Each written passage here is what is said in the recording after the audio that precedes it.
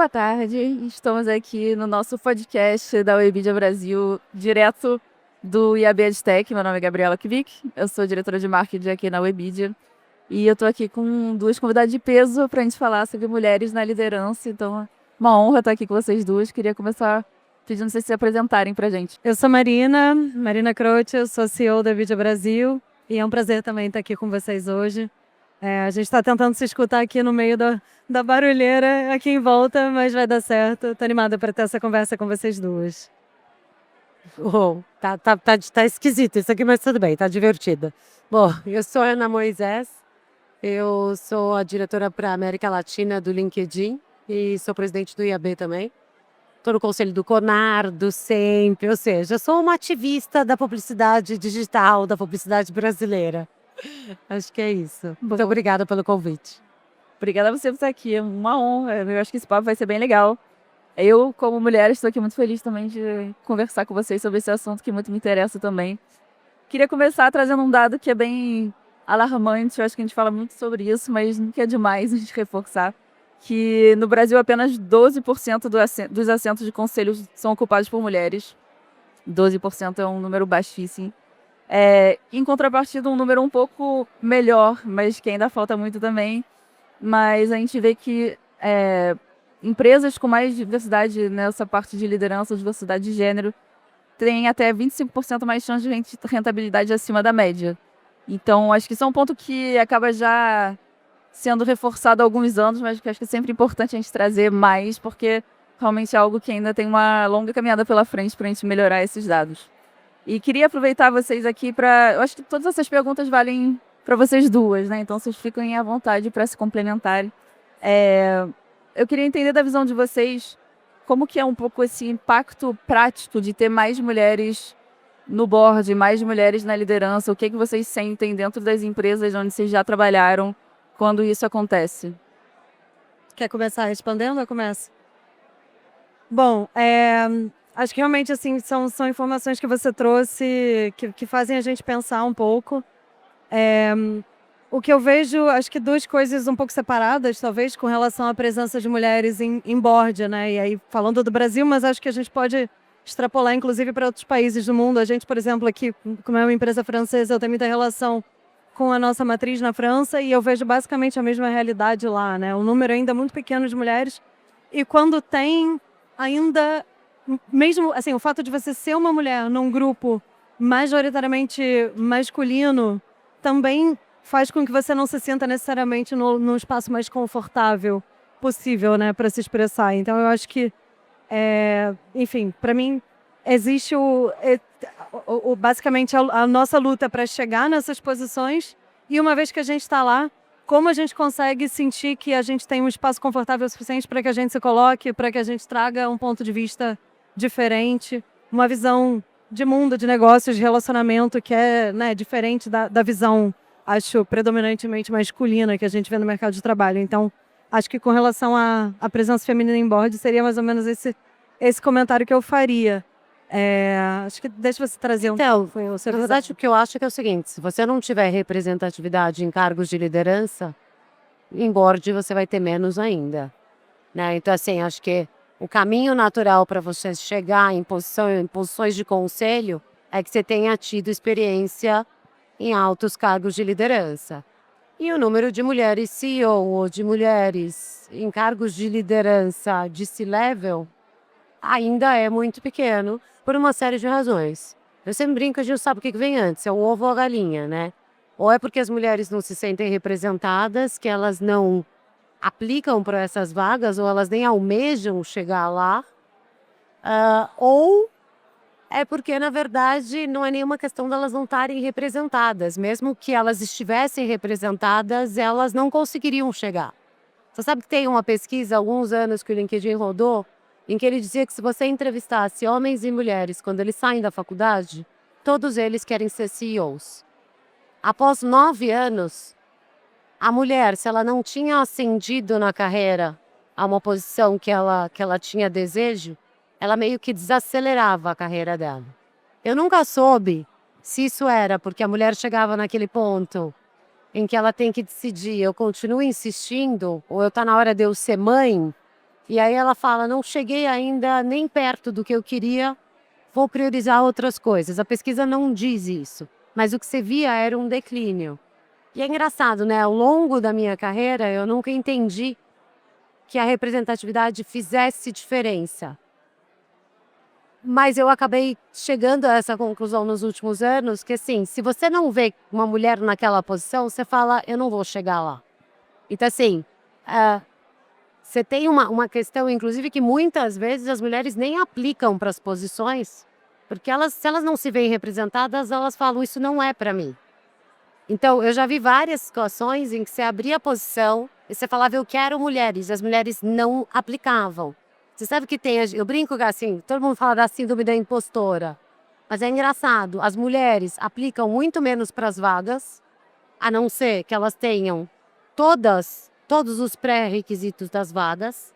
As mulheres respondem a menos e-mails de recrutadores dentro da plataforma. Então, assim, olha que engraçado, né? Porque é curioso. Elas são menos vocais dentro da plataforma. Elas engajam menos, fazem menos networking. Elas engajam menos com o conteúdo. Então, o fato é que, assim, as mulheres precisam se ajudar também, né? Elas precisam se fazer visíveis. Então, acho que tem esse o ponto que não ajuda nesse processo de crescimento de uma carreira. Posso fazer um comentário já em cima do que você trouxe, Ana? Porque achei que você trouxe um ponto muito interessante. Mas eu acho que a gente não pode... Eu não vou dizer a gente não pode exigir das mulheres algo que seja diferente do que o que elas aprenderam ao longo da vida delas, mas, de fato, a gente é um reflexo da sociedade em que a gente vive. E a gente vive numa sociedade em que os homens são estimulados desde pequenos a ser fodão, desculpa a palavra, mas assim, a ser o cara que é capaz, que consegue. E as mulheres, muito pelo contrário, né? Elas têm que se provar e acho que a gente vê isso desde pequena na nossa vida e isso se reflete muito na carreira. A gente já viu, acho que todo mundo já deve ter visto essa... Eu não sei se é um estudo ou se é uma máxima, ou se é uma máxima que virou um estudo que virou uma máxima, mas que diz que as mulheres, homens são promovidos com base em potencial e as mulheres são promovidas com base em fatos, né? Então, o quanto a gente precisa fazer e provar que a gente é capaz para que a gente entenda que a gente tem a chance de chegar lá e o quanto que os homens só acreditam no taco deles porque eles foram, né, ensinados desde pequenos que eles são capazes e eles conseguem chegar lá. E o outro lado dessa história, para mim, é também sobre a famosa broderagem, né? O quanto que outros homens enxergam o potencial daquele cara, porque vem, você é, sei lá, eu mais jovem, esse cara tem muito de mim, 5 anos atrás, 10 anos atrás, 20 anos atrás, e incentivam o cara a justamente procurar aquela promoção, aplicar para aquela vaga. Acho que a broderagem entre eles é muito maior do que a sororidade entre as mulheres. Eu sempre brinco. Eles vão pro bar para decidir quem é que vai ser o próximo a ser promovido, né? Eles decidem no jogo de futebol. E a gente está tão voltada para garantir o nosso de cada dia que a gente um pouco esquece. Então acho que é isso. A plataforma um pouco até reflexo, se você parar para pensar. Por que não faz engajamento? Por que é menos vocal? O que é isso, né? Porque, na verdade, não entendeu o poder dessa... E talvez por uma questão de educação, você tem razão. Uma parte das mentorias que eu dou para as mulheres é assim, te chamaram para uma reunião? Vai preparada e tenha certeza de que você vai ter espaço naquela mesa. Eu brinco e falo, senta, se posiciona, se arruma na cadeira, escolhe o centro da mesa, né? Esteja preparada para dar a sua opinião. Então, assim, é um exercício. Até pra gente é um exercício. Exato. Eu tenho que me lembrar disso todo dia. Parece muito fácil falar, mas a gente se coloca nesse exercício diário de dizer, preciso dar minha opinião. São muitos pontos que se conectam entre a parte técnica, a parte de relacionamento, essa parte da opinião, ouvir, falar, em que momento, dosar cada coisa. Acho que isso é difícil para todos no mercado de trabalho, mas para a mulher tem sempre esse desafio além um pouco, né, de cultura mesmo, educação, enfim, eu acho que a gente vai aprendendo aos poucos e vendo exemplo. Acho que voltando ao que a gente começou a falar, né, esse exemplo, acho que ele é muito importante para a gente observar e repetir, ou não, né, entender cada um seu jeito também de jogar o jogo dentro desse universo todo do mercado de trabalho. Eu também acho que tive uma das primeiras chefes que eu tive, uma chefe mulher, que era uma VP, Débora Anitta. Eu lembro dela, assim, muito. Foi uma pessoa, assim, que mudou muito minha visão de, nossa, eu quero ser que nem ela. Tipo, acho que ajuda muito, né? Traz uma nova perspectiva de, nossa. E ela entrava na reunião e ficava, assim, quase anotando tudo que ela fazia, porque eu falo, um dia quero ser que nem ela. E realmente, eu lembro que quando ela saiu, eu mandei uma mensagem para ela, a gente não tinha a menor intimidade, porque eu era analista júnior VP. Mas eu lembro de mandar uma mensagem para ela, falar, nossa, olha, eu quero que você saiba que você mudou minha perspectiva, assim mesmo, acho que é muito importante. Queria puxar um gancho agora mais para esse lado de empresa, assim, de como vocês enxergam, e do ponto de vista um pouco mais prático, o que as empresas podem fazer para tentar acelerar esse processo das mulheres traçarem essa carreira e chegarem a cargos de liderança também mais rápido, assim, né? Como que a gente pode influenciar isso de um jeito positivo? Quer trazer? Então, vamos lá. Eu acho que tudo começa pela contratação, né? Então, acho que assim, a primeira coisa é como é que você publica a vaga, né? Qual que é o tom e quais são as especificações que você coloca na vaga? A gente às vezes não percebe, mas tem algumas vagas, pela maneira como elas são publicadas, que ela, de certa forma, ela faz com que a mulher ache que não é para ela, né? Então, assim, é muito bobo se você parar pra pensar, mas assim, é o uso de um artigo, é o uso de um adjetivo que faz toda a diferença. A outra coisa é garantir que você tem no painel representatividade feminina. Então, assim, você tem diversidade, pode não ser, estamos falando de mulher nesse caso, mas você precisa ter diversidade naquele painel para a pessoa sentir que ela pode pertencer àquilo. E acho que assim, uma vez dentro da empresa, eu acho que precisa ter programas específicos de desenvolvimento dessas mulheres. Então, por exemplo, no LinkedIn, você tem o que a gente chama de ERG, que são grupos específicos para desenvolvimento. Então, você tem Dandy Wisdom, para pessoas acima de 40 anos, você tem o Women para mulheres, você tem o Big, que é Black Inclusion Group, você tem o Enable Win, que é pessoas com algum tipo de restrição, seja física, enfim. Então, assim, você tem uma série de grupos que tem como objetivo fomentar, né, o desenvolvimento dessas pessoas. Você tem programas específicos que combinam a questão racial com a questão feminina. Então, assim, de mentoria. Então, assim, tem que ter uma intencionalidade da empresa até para aquela mulher sentir que realmente tem espaço para ela. E acho que a partir do momento que você vê representatividade, você talvez até não precise fazer tanto esforço no sentido de dizer, olha, você é bem-vinda. Porque é isso, você automaticamente se sente representada. E fala, se a Ana tá ali, se a Janine tá naquela posição, tem espaço para eu chegar lá. Então, acho que é um conjunto, mas tem que ter uma intencionalidade, senão a gente não chega a lugar nenhum. Eu concordo 100%. E acho que você falou muito, então, sobre esse processo, né, de recrutamento. Eu concordo que ele é fundamental. E aí, de novo, para mim, a questão da broderagem, ela entra. Porque vou anunciar uma vaga no meu time. Se eu quero trazer mais diversidade, seja feminina, seja para outros tipos de diversidade também, para outros grupos subrepresentados, então que a gente abra, de fato, uma vaga para o mercado, né? E não que a gente trabalhe com indicação, porque a gente sabe que as pessoas tendem a indicar pessoas com quem elas se identificam, e muitas vezes a gente se identifica com quem é parecido com a gente. E enquanto a gente tem uma maioria de gestores homens no mercado, é muito natural que a maior parte das indicações também seja de profissionais homens. Não é certo, não é sempre, mas a probabilidade é muito maior de que isso aconteça. Então, eu acho que sim, um processo de abertura de um processo seletivo bem comunicado, bem pensado, é fundamental. Concordo sobre os programas dentro da empresa para desenvolvimento. E acho que sobre aquele ponto que você falou lá no início, Ana, que você viu um estudo que diz que as mulheres, então, se depois de tanto tempo elas não estão onde elas acham que elas deveriam estar na carreira delas, elas meio que desanimam ou desistem, enfim. Então, como que a empresa também tem que trabalhar para que existam avaliações de performance, para que todos os processos, inclusive de promoção interna na empresa, eles sejam o mais amplos possíveis e que permitam, então, a identificação de talentos para além da opinião, na verdade, do gestor direto daquela pessoa, né? Porque senão a gente volta nesse assunto que eu estava falando a gente tende a valorizar quem é muito parecido com a gente. O ser humano faz isso, né?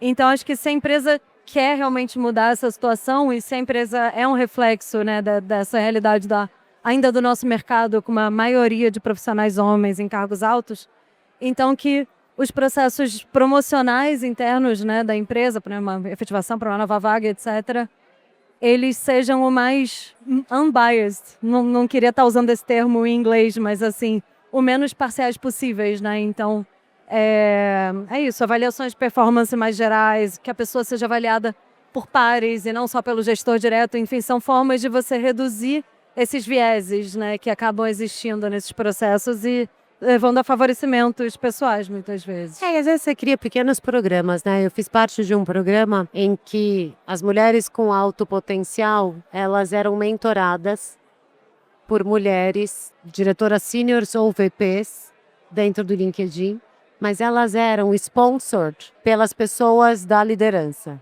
E aí independia se era homem ou mulher.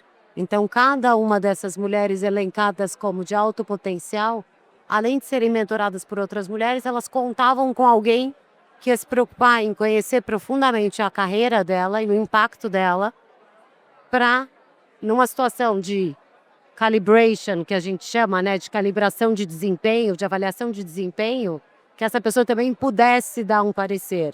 Então, assim, acho que tem mecanismos. Eu brinco e falo, não dá para mudar o mundo. Dá para mudar o seu bairrozinho, né? Então, assim, se eu conseguir mudar meu corredor, já tá bom.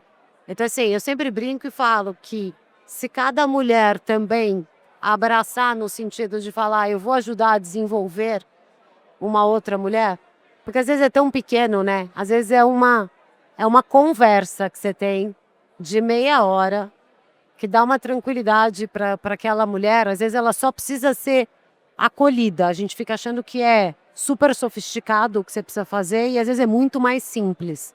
Que seja para ela tentar uma promoção, seja para ela ser vocal a respeito de alguma coisa que ela não está feliz. Eu nunca vou esquecer que eu fui para um painel, até outro dia uma pessoa lembrou e fez um post sobre isso, que a menina estava voltando da licença maternidade e ela virou e falou assim para mim, eu tô morrendo de medo de voltar e ser mandada embora. E eu acabei de ouvir aqui, inclusive, que tem uma estatística que 48% das mulheres que voltam de licença maternidade são mandadas embora.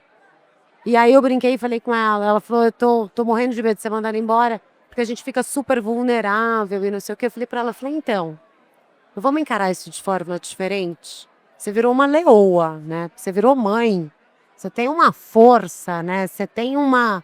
Eu falei assim, ao contrário do que todo mundo imagina, a mulher que foi mãe fica hiper focada, fica hiper, né? Tipo assim, a gente vira uma potência. E aí foi super bonitinho, porque essa moça fez um post dizendo, lembrei da Ana, lembrei da fala da Ana, eu que hoje sou mãe de 3 filhas, e ela tem razão. Então eu acho que às vezes é a respeito disso, sabe? De você dar a palavra que as pessoas precisam. E realmente contra o sistema que manda 48% das mulheres que voltam de licença maternidade embora, né? Porque aí realmente é muito frustrante. Não, esse dado, não sei nem o que falar. Eu nem sabia. Eu falei, gente, será que tá certo esse dado? Terrível esse dado. É bizarro, né? É muito alto, tipo... Acabei de ouvir numa conversa aqui, porque alguém contou pra mim e falou, minha esposa voltou de licença maternidade e foi mandada embora. No exato momento que ele falou pra mim, ela entrou no estacionamento da empresa e foi mandada embora. Realmente fico sem palavras. Vou me encaminhando para a última pergunta, porque esses papos passam muito rápido quando vê, já deu nosso tempo aqui. Mas eu queria encerrar com vocês com uma pergunta dupla, assim, de vocês trazerem algum aprendizado de algo importante para vocês na carreira, para vocês chegarem até aqui hoje. E talvez um conselho, uma dica, enfim, algo para a galera que pode estar ouvindo a gente, que está ali sonhando assim, será que um dia eu chego lá? Ou será que depois de 9 anos eu desisto, né? Então, acho que usar esse papel também que vocês têm de inspirar outras mulheres com alguma uma dica que seja. Olha, eu acho que tem 2 coisas. Uma delas é, as pessoas acreditam no que elas veem em você. Então, assim, se você não acredita em você, dificilmente qualquer outra pessoa vai acreditar. Eu sou de vendas. O princípio da venda é esse. Se você não acreditar naquilo que você está vendendo, o outro não vai comprar de você. Então, assim, eu não gosto da palavra de empoderamento feminino, mas eu acho que quando você está empoderada no sentido de que você está segura, de que você entendeu o seu valor, o outro fica muito mais constrangido em duvidar do valor que você tem. Então, assim, as pessoas têm medo de gente segura, ou pelo menos têm respeito e uma certa curiosidade pela segurança que você transmite. A segunda coisa é, o mundo é feito de relações. A gente deveria se dedicar profundamente a construir relações sólidas e de confiança em todos os níveis. A gente muitas vezes acha que a gente tem que trabalhar para cima, para o chefe. E eu costumo brincar e aprendi ao longo da minha carreira que quem te promove é quem está embaixo de você e é quem trabalha com você. O seu chefe é o último, de certa forma, a ter esse impacto. Então não adianta você fazer um trabalho enorme para cima se as pessoas não querem trabalhar para você e não querem trabalhar com você. Então, assim, e eu acho que a mulher naturalmente tem uma capacidade de construir vínculo. Então eu acho que as mulheres deveriam exercitar isso mais. Elas ficam tão preocupadas em provar através de fatos, da técnica, e eu não sei se o mundo vai... Eu acho que não sei se o mundo é tão técnico assim.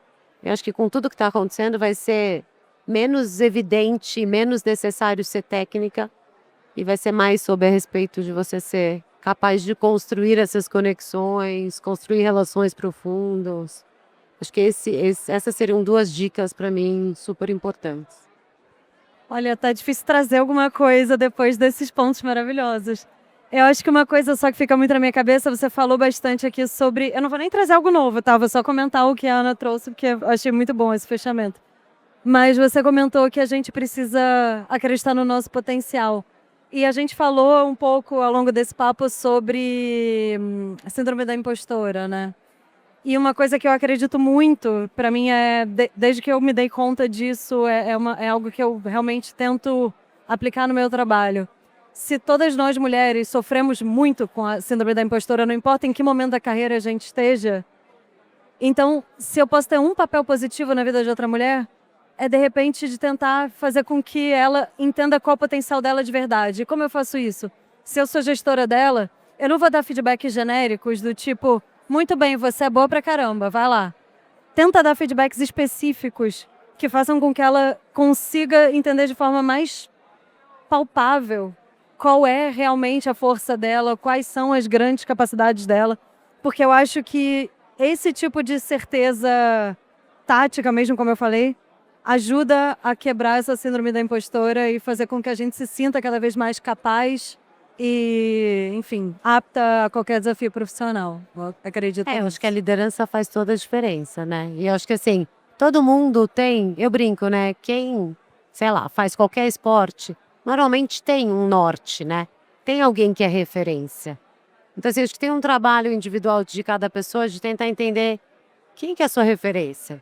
Na minha juventude, era a Maria Sílvia de Barros, que era presidente da Companhia Siderúrgica Nacional, porque eu achava o máximo que tinha uma mulher e era a Margaret Thatcher. Dá uma olhada, tipo assim, na minha ingenuidade, eu falava, gente, a primeira-ministra é uma mulher. E aí, se tem uma primeira-ministra que é mulher, posso ser o que eu quiser. A Maria Silva tocava a maior companhia siderúrgica, depois ela teve gêmeos. São meus primos. Então, Ela é ex-mulher do meu tio. não, é maravilhosa. Tipo assim, Ela também era meu né? topo, meu auge. Quando eu crescer, quero ser igual a tia Era Maria Silva. isso. E às vezes você só precisa de alguém que você... Então acho que é um pouco a respeito disso, Com certeza. né? De você... Tanto que assim, eu não consigo lembrar de outras pessoas. Essas 2 pessoas estavam ali naquele meu subconsciente e eu falava, é isso que eu quero. Eu acho que nisso, encerrando, né? Eu acho que realmente o próprio LinkedIn é uma grande fonte dessas conexões, dessa inspiração, porque na época eu acho que eu não sabia o que a Maria Silvia gostava, lia, porque ela não tinha um espaço para publicar, para dar uma opinião, para comentar outra coisa. Eu acho que isso hoje em dia é muito interessante você poder seguir mulheres que te inspiram, que não necessariamente seja, você não conhece, você pode ser uma estagiária, e você vai estar lá e vou seguir a Ana para ver o que que ela pensa, o que que ela faz, que curso ela fez, o que que ela está vendo, assistindo, lendo, enfim, eu acho que tudo isso ajuda a criar esse repertório que no final das contas vai além dessa conexão de só assim, como é que eu vou conhecer ela, como é que eu vou chegar até ali? Não, você pode ir, Você tinha né, que ler, criando. você tinha que ler as entrevistas dela, né? E eu nunca vou esquecer que tem uma frase dela que ela fala que ela nunca achou o fato de ser mulher uma desvantagem. Muito pelo contrário.